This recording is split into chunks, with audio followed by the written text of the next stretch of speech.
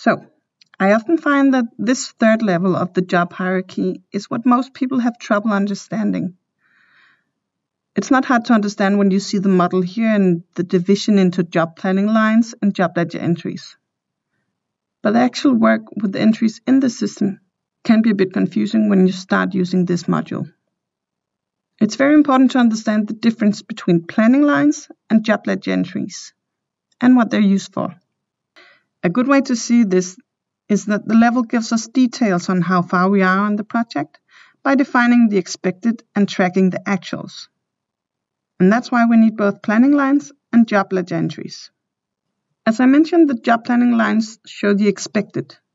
For each job task, the planning lines describe the expected consumption of items, of resources, and other costs. For example, which resources should do what work, which items do we need, and the different types of planning lines can help us define whether the planned consumption should be invoiced or not.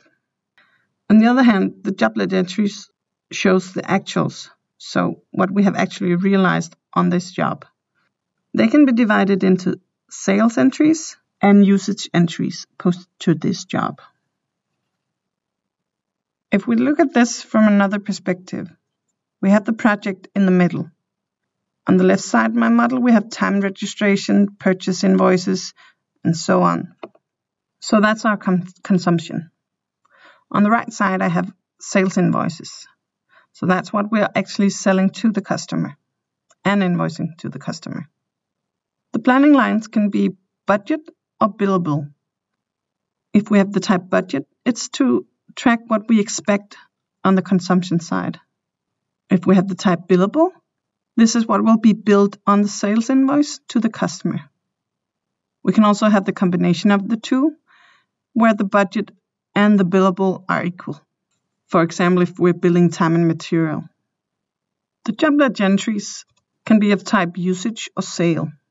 The usage is our consumption, and the sale are what has actually been invoiced to the customer. Depending on whether we're using the usage link functionality, the direct link between planning lines and job ledger entries is more or less clear. There's another video on that. As I mentioned, the planning lines can be of type budget or billable, or both budget and billable. And the difference between these is very important to understand. Sometimes I have customers who don't understand why they're not able to create a sales invoice. And then when I look, it's because they've only created budget planning lines. Because as the name say, budget planning lines are used for the expected usage on a job, so our costs. The billable version shows us the expected sales, and these are the lines which are invoiced. It's good to have the division of budget and billable into separate types if we're, for example, invoicing a fixed price to the customer. But if we're invoicing time and material, we can use the both budget and billable. This way, expected usage and the sales are equal to one another. I would recommend that you watch the video regarding usage link, where we decide if there should be a traceable link between job planning lines and job ledger entries.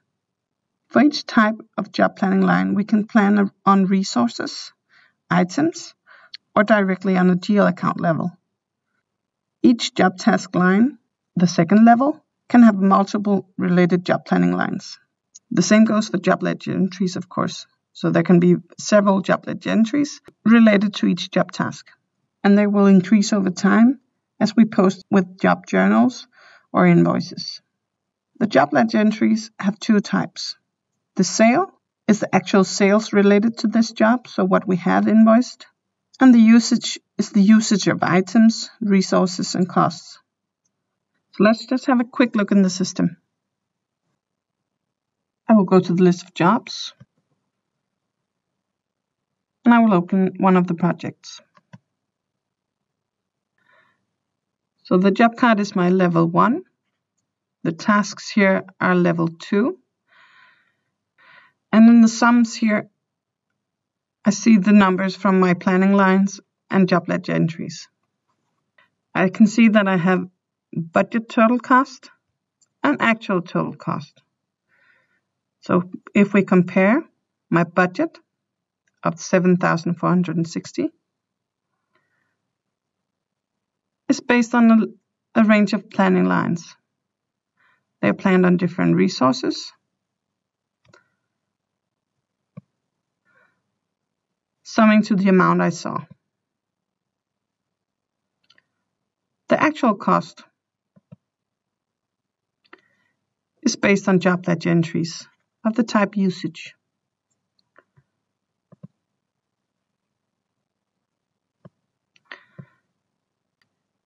So far, there's been no billing on this job.